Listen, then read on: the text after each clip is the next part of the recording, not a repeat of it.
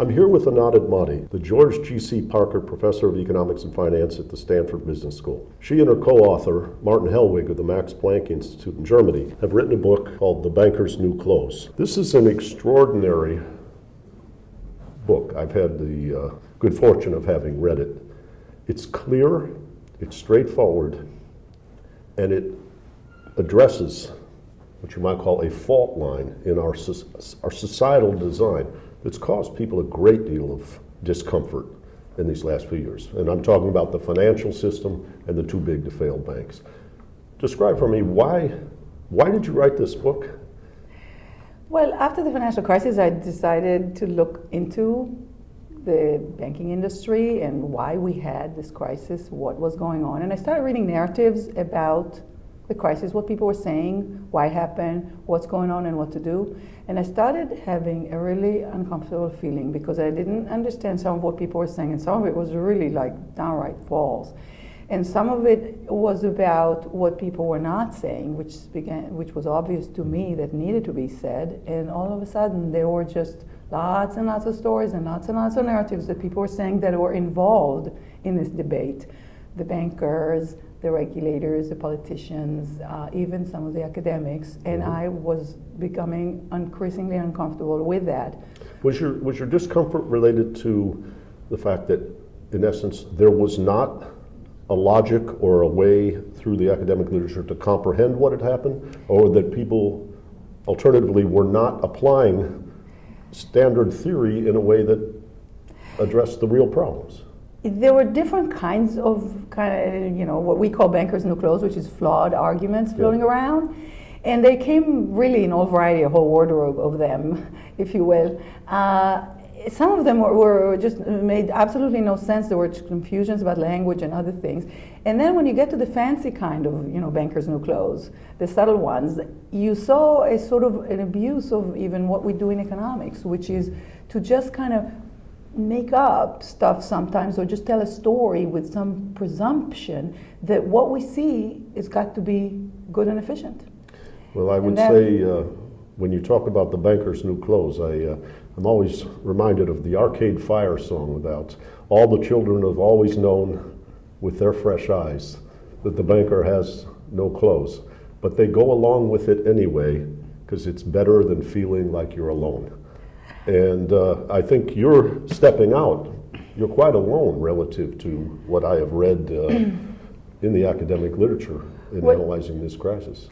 Yeah, I mean, I have probably more friends. Some of them would speak up, some of them won't. I mean, I would say that part of the reason that people don't speak up in some cases is, and this again goes to why we wrote this book and why we wrote it at this level, is that a lot of people don't understand or feel intimidated. There's this mystique of banking, and it's complicated. They always make it sound very complicated. They use jargon, they use lots of complicated words. Mystifying. And so people get scared, and then the threats that are made are, kind of resonate. Oh, if you do this, we won't lend, we won't, growth will suffer, we won't.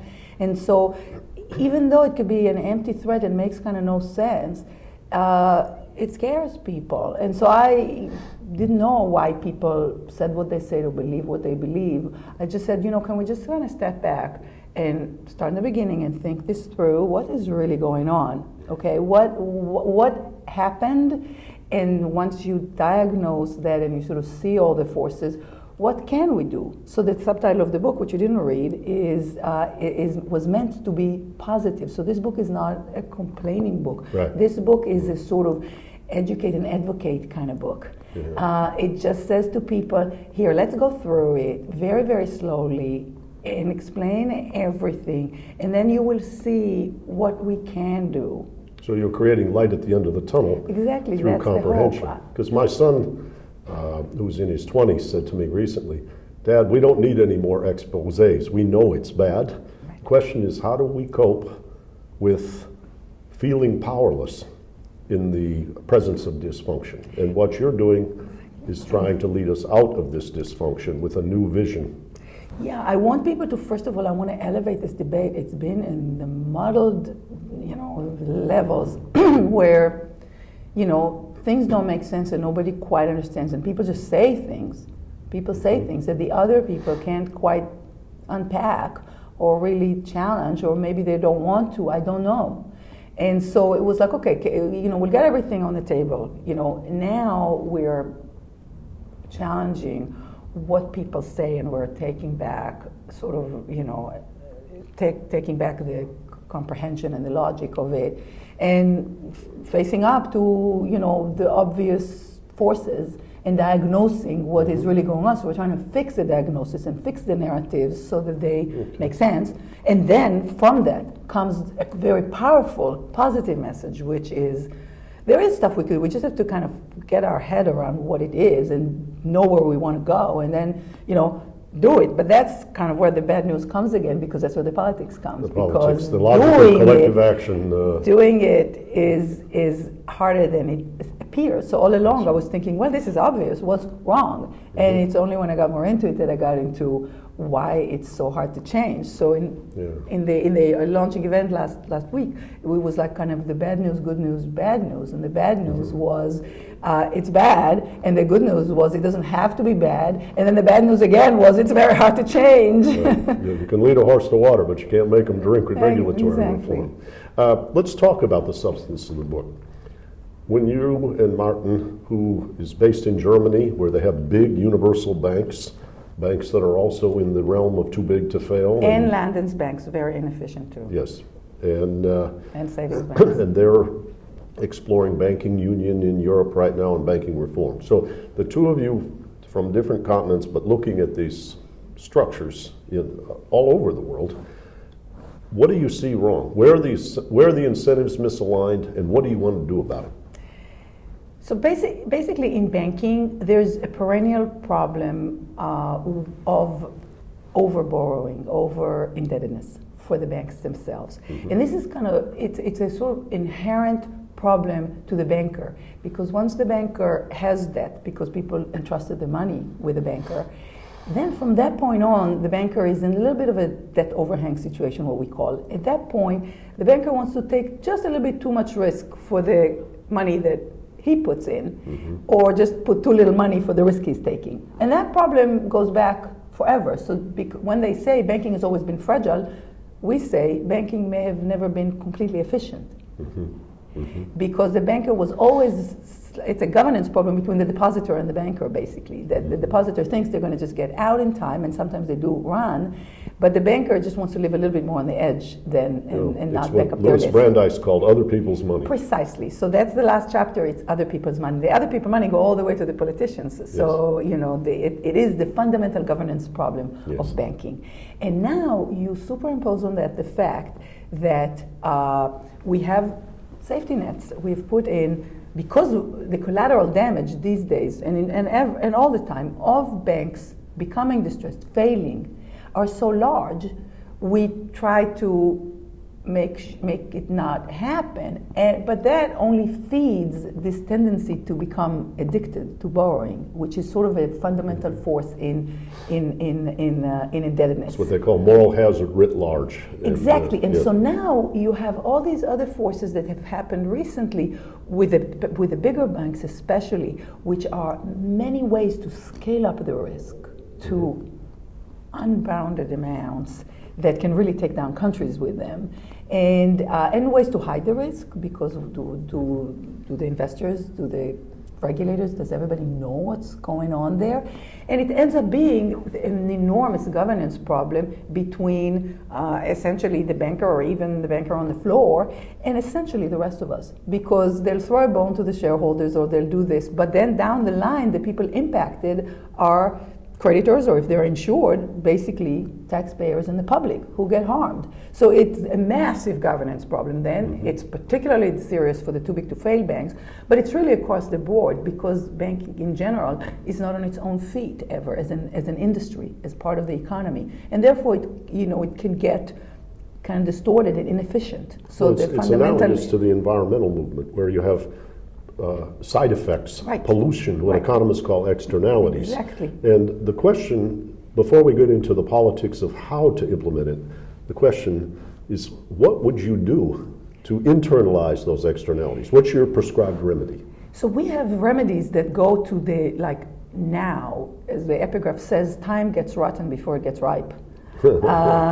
So we had to put cute epigraphs so that we get more people to enjoy reading it, even though it's kind of a primer book.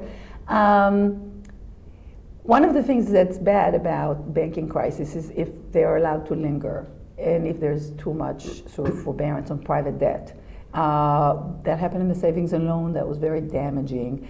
That happened in Japan, where sick banks basically don't make good loans, new loans, keep bad loans on their books. Mm-hmm. And we see this now happening a lot in Europe and in the States as well, where basically we haven't really cleaned up from the previous mortgage crisis. Overhang is exactly, and so in point. what you see in the U.S. is basically a refusal of the banks to really acknowledge and deal with the losses, which harms restructuring and foreclosures, and they just basically interfere with attempts to restructure mortgages and help homeowners, only because they don't want to recognize those losses and appear worse. They don't want a smaller bonus pool.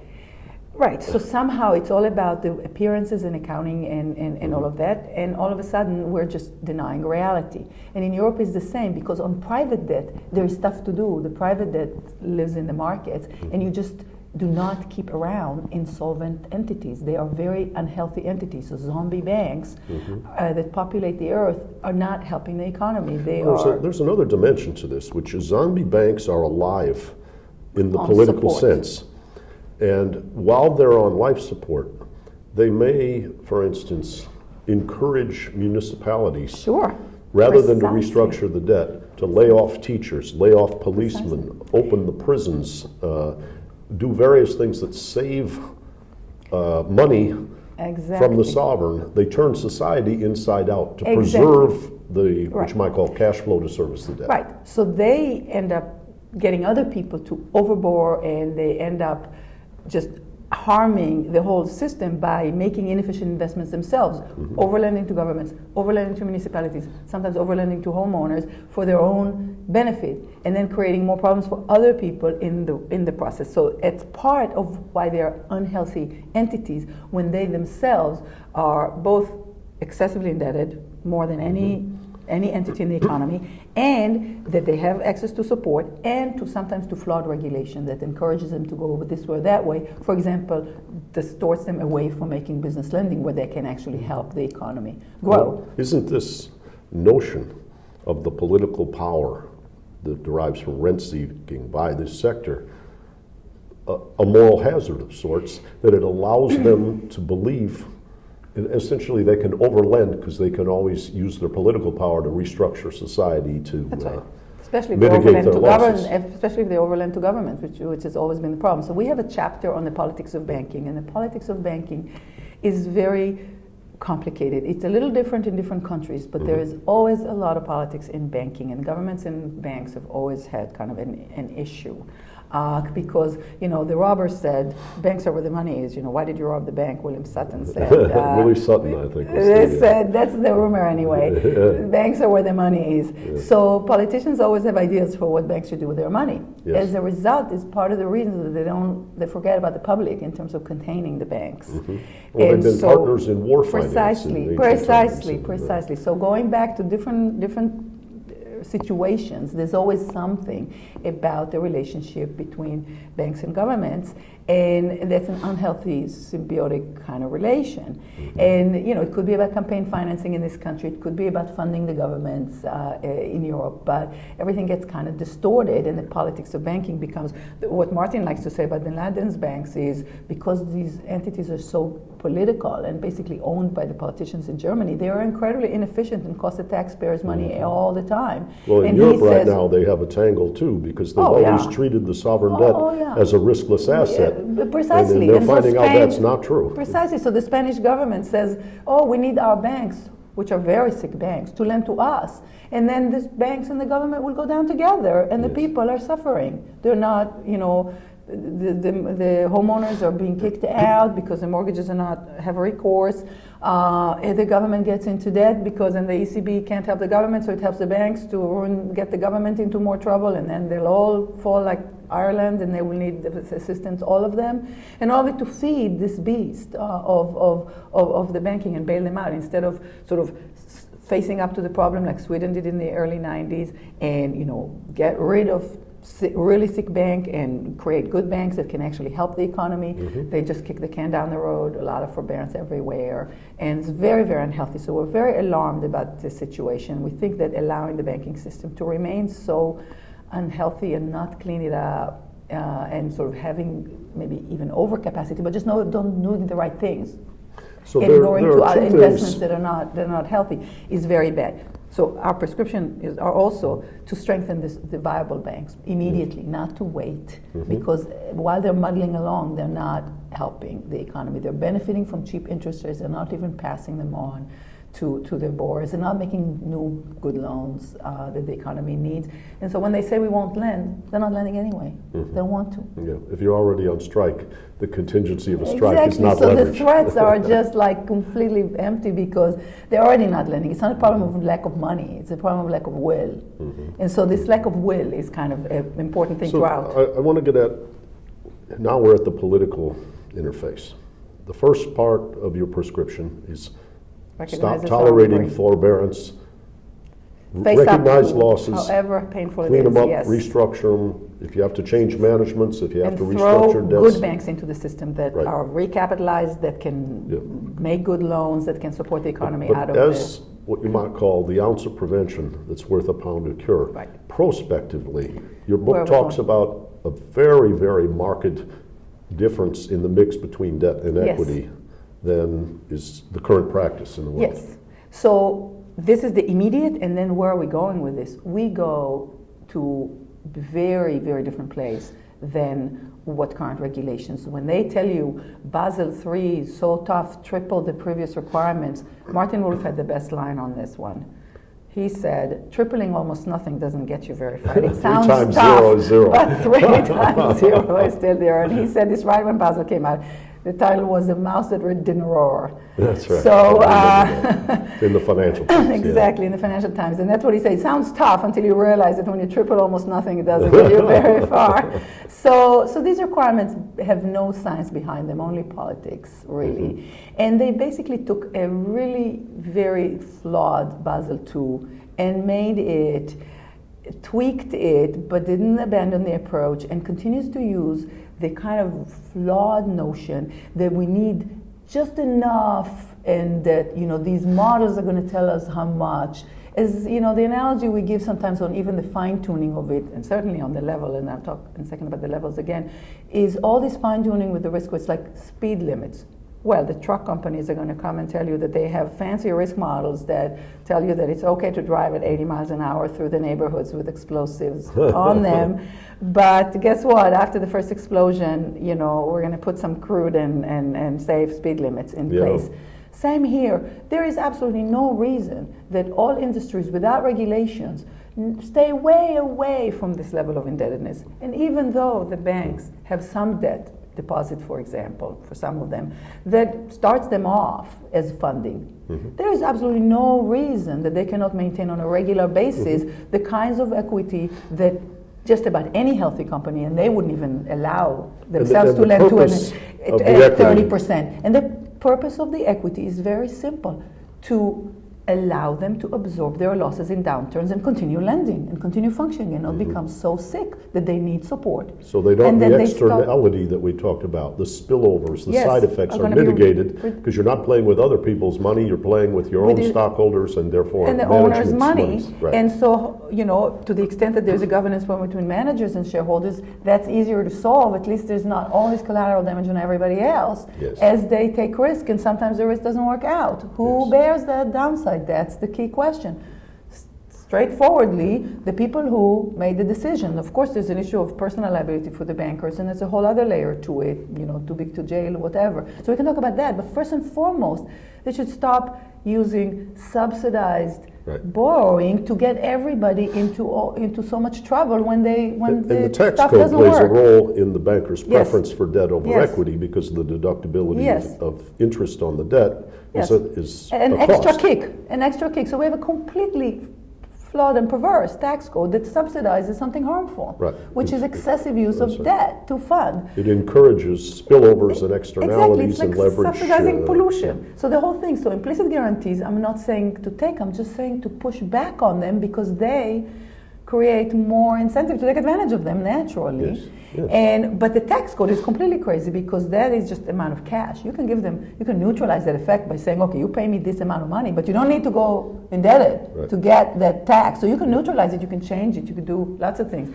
But now we completely get crazy. into the deep politics, because I could paint a portrait for you from what you told me, that there is a flawed design related to the tax code, the safety net, regulation. the forbearance, and that the government is the failure and the private sector is just responding to the incentives. But isn't the architecture of regulation, its enforcement, laws, the tax code, which you might call in play with campaign contributions, lobbying, and other things, where the concentrated powerful interests become the architecture, the architects of their own environment? Yes, precisely, and we come from precisely that point of view because we've come to understand as we try to engage with the people in the space that there is a problem in terms of the governance of those people too, and who they respond to. So the problem is the public is dispersed and doesn't understand, and this is where we come in because we want to educate the public to demand a better system and to question what's going on. So specifically, there is a flawed design of the regulation. The banks respond to it naturally. What's put before them is this very flawed regulation that's not effectively enforced, which is why we have a shadow banking system. So then they say, oh, we can't regulate because they'll go to the shadow. Well, they're going to the shadows because you don't look over there. Right. So we give the example of, robbery. Are we going to not outlaw robbery because the robbers go to the dark alley and the police is only in the lighted street? You tell the police to shine the light over there too. Yeah. We don't cancel taxes because there's tax loopholes. We take up the challenge. We are not enforcing the regulations, so they go away. Here it's in broad daylight. It's money market funds are not like in some dark alleys. They're a $2.7 trillion industry that's basically pretending to be a bank and is not regulated like a bank. Well, when you or I, whether Simon Johnson and others, go to Washington, what you might call the first tripwire we meet is what you said earlier. It's mystified. It's opaque. Complicated. The allegation is you don't understand. Once that's pierced, it becomes really a more demoralizing sensibility, which is raw money, campaign contributions and lobbying support. Yeah. Descend upon the legislature. What was it that Dick Durbin said, the Illinois senator? He said in 2009, not before, he said, frankly, Wall Street owns the place. This is what he said about Washington, D.C., how Washington, D.C. works. Yeah. So sure, basically, the emperor can be naked, but it's not good politics or good business to say so. Yeah. And one could say, this is not, the financial sector is the biggest source of money. But in terms of the scale of contributions, the military-industrial complex, the medical-industrial complex, all kinds of different interests are using this system to essentially disenfranchise people. And don't we have to repair that system in order to make healthier public policy across the spectrum? Yes, I definitely, read with great interest, Larry Lessig's book, Republic Lost, about the problem of interest politics. And it's a well-known issue in political science, which I also had the opportunity to think more about interest politics and about how the few can actually, in a supposedly democracy, can end up impacting policy and overwhelming the large number of people who are harmed, who are just not in a position to really counter that. In fact, it was Eric Rosengren from Boston Fed who said a good sentence in an op-ed on money market funds, even in the Wall Street Journal, and he said, financial stability does not have a natural constituency, but it's everybody's business. And that was a very powerful sentence. It's quite right. Who is going to actually carry that? So we need right now, we have some hedge fund managers, we have a few people who began to speak up, but otherwise basically everybody has business with the banks. The banks are not being very nice to anybody who dares to speak. I've experienced this even firsthand. Which is a bit daunting, because with their enormous balance sheets, one wonders why leadership at banks does not act as a custodian or as a steward for the well-being of society? Well, I asked that question, somebody who knows, who was an elder of the industry, I will not say the name, Okay. and I asked, what's Jamie Dimon's problem? And my answer was, he's not a big picture guy. That was very sad to me. That was very sad to me, that somebody in a position of Jamie Dimon But is might not a big picture Jamie guy. Dimon or Lloyd Blankfein or Brian Moynihan or any of these people also feel I don't know. futility? I don't know what That they think. they might feel powerless, and they may just be trying to get the jewels into their lifeboat because they don't know how to grapple with the big picture. Well, I mean, 2.5 years ago, which was the first time Simon Johnson helped me Yes. get a word in on Huffington Post, right when Jamie Dimon was portrayed in the New York Times as the banker we hate the least. And my title was What Jamie Dimon Won't Tell You. I remember.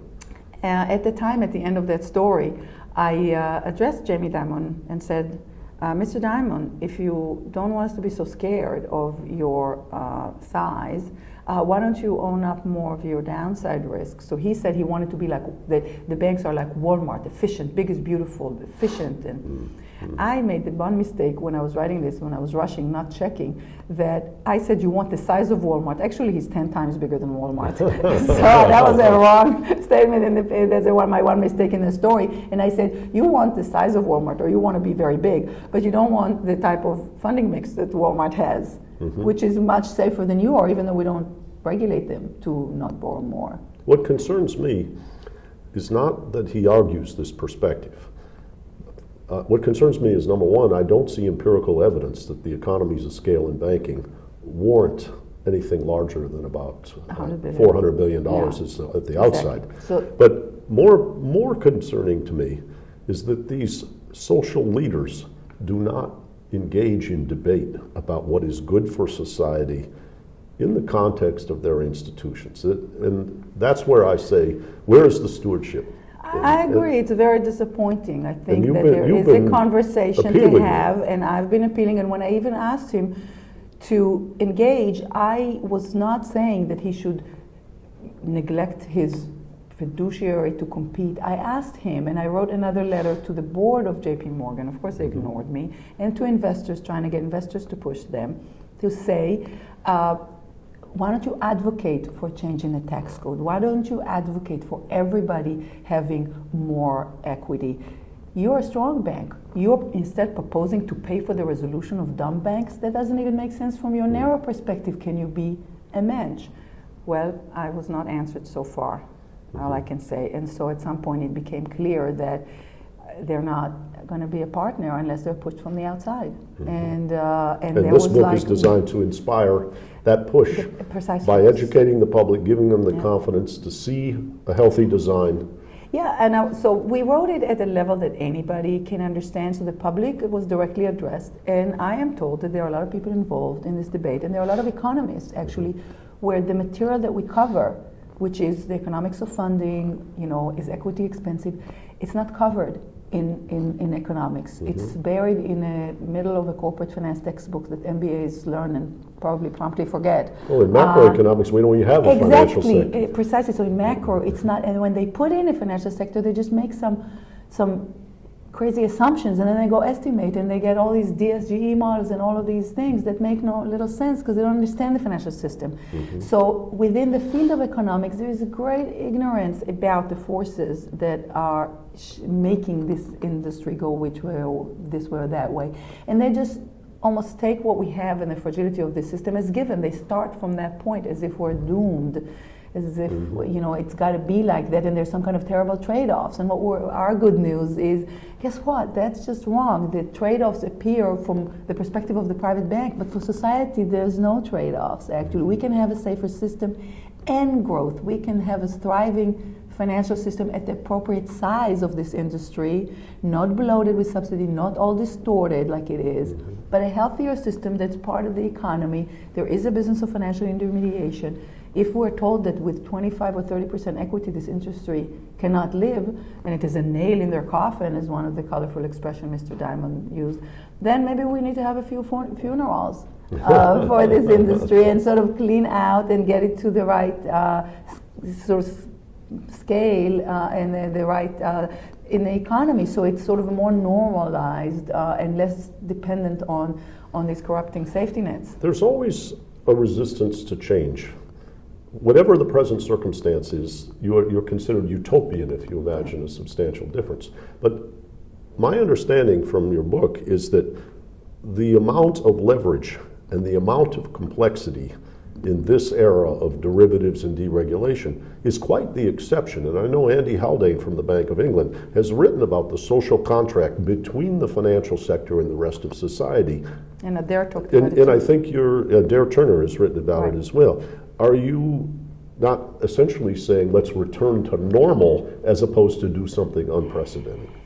We're not challenging even global banks, although the only problem with global banks is that they really are complicated to resolve because of the laws in different countries. So that's something to pause and think about. But otherwise, we're not questioning that, after there was more uncertainty about the more volatility in interest rates and in exchange rates, that there is a role even for derivatives. What we are challenging is, first of all, the fact that people, put too much trust in models and quantitative models, that they don't forget the context of it. They get overconfident about this, and especially that derivative markets allow a lot of hiding of leverage and risk, and therefore they are very, very opaque. They make it impossible to see what's going on, and some of the design of the regulation allowed for more interconnectedness, and all of this contributed to more fragility in the system. Well, when the system's shocked and it's opaque,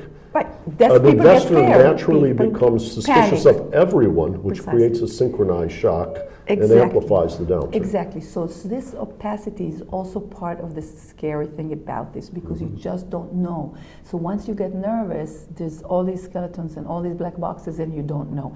So to complement the fact that we advocate a dramatic reduction across the board in indebtedness, private indebtedness in this system, we want to make it meaningful, because people tell us, oh, what's the number? Well, the number depends on accounting rules. We show here the fortress balance sheet of JP Morgan under accounting rules in Europe versus in the US. And how do you account for loan loss? How do you account derivatives? Do you net them or not? All these things matter.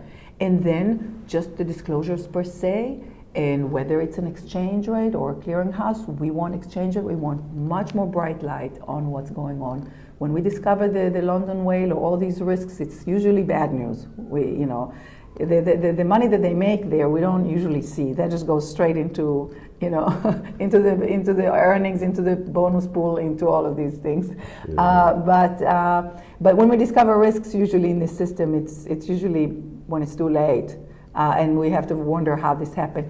And going back to your point about other industries and what they lobby, the financial industry is very successful because the risks are very abstract and hard to trace. And so it's very hard when something happens. It's very easy to have the story that, it was only a liquidity problem, or so that we don't need to lean the structural, weaknesses. Stuff happens, a 1 in 100-year thing, all of that. So there's narratives that would just say, just go back to sleep, everything's well now, until the next one hits, which might be worse than the previous one. But this is not, at its core, some arcane or abstract notion. When we go into a financial crisis, revenue collection goes down as economic activity slumps. Automatic stabilizers go up. Perhaps bailouts add to the public debt, and municipalities, government, whatever, starts to cut back on teachers, firemen, education system, infrastructure withers, health deteriorates. We're seeing this austerity pressure all over the world right now. So the health of the financial system design is not independent or mutually exclusive from the health of society. The sickness in the financial system infects us all. Yes. In very tangible ways. In the ways that a reader of this book should become enraged about, because the quality of their life right down on Main Street is impacted in the first order. The interpretation of Reinhardt and Rogoff's book this time is different, was, it always happens. But the real take from their book is it always happens in these ways, but it's because we're not stopping it. So it was We're not preempting it. because we're not healthy preempting it, design. and they are very clear on the damage from this, and other writers have written, and we try to cite a little bit, although we try not to get too technical. There's lots of stuff in the notes. That the damage from financial instability is very large on the economy. So the people need a stable and healthy financial system. This is the public. The public has a right to have that, and it's basically because the public cannot control this. It's the regulators and the lawmakers that have to deliver a safer and stable financial system, and not let any other objectives interfere with that. That has got to be the focus. And these are not natural disasters like earthquakes. No. Financial Man-made. crises are man-made, Yes, all the organic dysfunction exactly. of our own So design. exactly. So whereas they always happen, you can say that there's always people that fail Yes, sir. to prevent them or to put in place a system that stops them a little before they happen, or keeps the system in a safer range that doesn't allow the reckless driving, the booms and busts. Then, if we realize that we keep failing in this, then maybe we will have less of it, because right now with the globalization and the derivative markets and all of that, they're actually getting worse, sort of like global warming, right? I mean, the hurricanes get worse, the weather gets right, the financial crisis can get more frequent and more harmful, and it takes longer to recover from them than even the little crises that have always happened in banking. In other words, banking is always too fragile. And people, in seeing the response to a crisis like this, the power in the political economy of the financial sector, in essence, the polluters get paid rather than the polluters pay. And this becomes demoralizing to the public. Their faith in governance, their faith in collective action is damaged by episodes of this nature. Exactly. I mean, it really is remarkable when you think about it that we had to go through such a crisis, and we're basically back where we were, or maybe even step back. I mean, they'll tell you, oh, so much, we did so much, but when you stop and look at what happened, very little has actually changed. And as part of our alarm in writing this book is if we sit back, we know that this is not the place to stop, and the memories fade, and then we'll be hit again. So, and not only will we be hit again, I'm not even talking about crisis. You can feed this beast and who knows how much you can meddle. But it's inefficient today and tomorrow all the time. It's a drag, and realizing that, should empower somebody to do something about it, and yet you just have this complacency and this collusion of telling that oh, it was just happened and we saved the system and we should just now move on, check off, done. Obama said oh, no more bailouts, no more crisis. Nobody believes that, but it's a nice story. Well, when I look at this, it looks to me like in essence we have an enormous dysfunction hiding in plain sight. But anthropologists will tell you that when you study a society and you look for where power exists, that the best place to go is to look for the silences. What is not said, what is taboo, whether it's among academics, media, experts within the industry, those silences need to be punctured. And from my perspective, I'm always laughing as you talk about shine the bright lights. There seem like a lot of bright lights here, and bright lights, big city, as Jimmy Reed used to sing. But shining bright lights on places like New York and London and Frankfurt is what you and Martin are doing in this book. And I think we should all be grateful. Ken Rogoff, who's on our board, commented about your book, and he said, this is almost subversive in its clarity. The Banker's New Clothes is the most important book about banking in a very long time.